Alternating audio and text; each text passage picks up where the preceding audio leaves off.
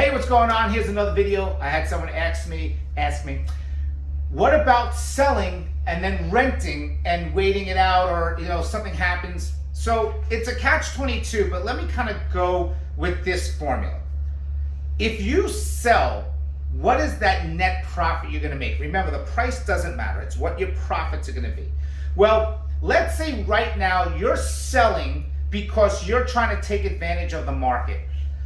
There's nothing wrong with that. I think there has to be more to it. Like, you're taking advantage, but at the same time, you kind of outgrowing your house, or maybe the vice versa, the house is getting too much for you. So you want to kind of kill two birds with one stone. That's a better reason than just taking advantage of the market and trying to make money, because you can always do a cash out refi and whatnot. But let's say you do that. Let's say you make $200,000, right? That's great. You made $200,000. And this is what I want you to talk to your financial advisor about as well. So let's say you take that $200K and you put it in an interest-bearing account. Now, you're getting, let's say, 5% back. That's not bad, right? I mean, it's not great, but it's not bad.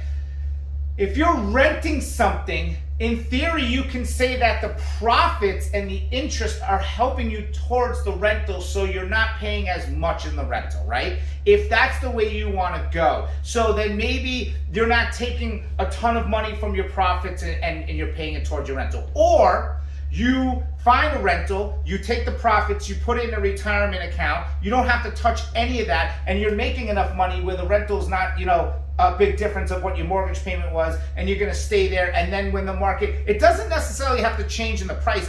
I feel that, like, for me personally, I'm not buying another property unless I get my closing costs covered. I have a good interest rate on it, and it makes sense where I'm not paying no difference of appraised value, right? That's me, though. I mean, I still make offers on properties all the time. And like 99.9999% of the time I get denied, right? Because my offers are, this is what I want, but I can't get what I want right now. The market's crazy, right? I'm not paying top dollar. I'm not going to be the most expensive house in the neighborhood. I'm not doing that. I don't mind personally buying something if I can save on the front end right now, and if I know it's a good rental issue. But that's the way I like to buy properties, and if you ever want to talk about that.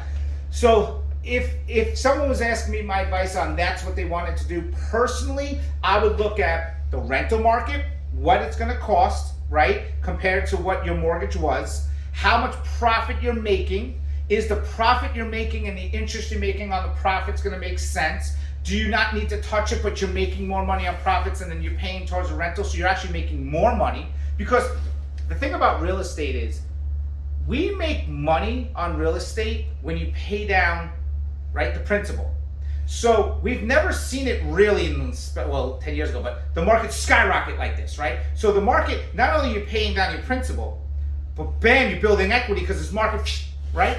But there's got to be a point where it can't keep going. It just can't keep doubling. It just won't make sense to me. People will never be able to afford to live. So if you feel like you cap out at where your house isn't going to go anymore, and you want to take advantage of pulling that money out, and then taking that money and putting it in another area where it's going to make you more money, and then you go rent, I mean, I don't see anything wrong with that if you know your finances and you can play them really smart.